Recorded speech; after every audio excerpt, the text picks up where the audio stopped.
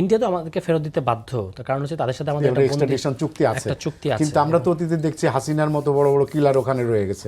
এখন এখানে দুটো জিনিস, একটা হলো যে ইন্ডিয়া কিন্তু আওয়ামী লীগ এবং হাসিনাকে তাদের বন্দী হিসেবে কখনো দাবি করে নাই, ফলে তারা ওটাকে বন্দি প্রত্যর্পণের আওতার মধ্যে দেখছে না। আমরা মনে করি যে আমাদের সে পলাতক ফিউজিটিভ সাবেক স্বৈরশাসক, কিন্তু ইন্ডিয়ার দৃষ্টিভঙ্গি কিন্তু এটা না। ইন্ডিয়া একেবারে রাষ্ট্রীয় সিদ্ধান্ত নিয়ে শেখ হাসিনাকে ওখানে জায়গা দিয়েছে। আর এখানে এটা হলো আপনার বন্দি প্রত্যর্পণ চুক্তি, এবং আমার ধারণা, এটা আই মে বি রং, যে ইন্ডিয়া অনেক আগে থেকে এদের ইয়েটা জানতো, পজিশনটা জানতো।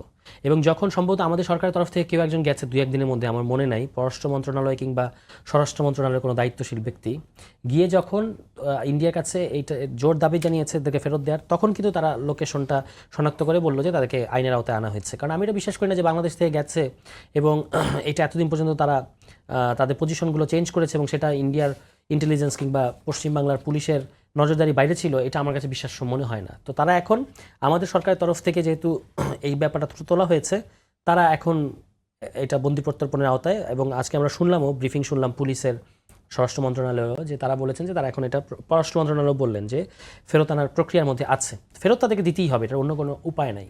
এবং ফেরত দেওয়ার পরে আমাদের কাজ হচ্ছে আমাদের দেশে, যে এরা তো হত্যাকাণ্ড ঘটিয়েছে, কিন্তু এটার পেছনে পুরো প্লটটা কি, মানে পেছন নেপথ্যের শক্তিকে খুঁজে বের করা, কারা, এই হত্যাকাণ্ডটা কেন ঘটলো, এই পুরো প্লটটা কিন্তু আমরা জানতে চাই। সেখানে আশা করি যে আমরা যেটা প্রকৃত সত্য সেটাই আমরা জানতে পারবো।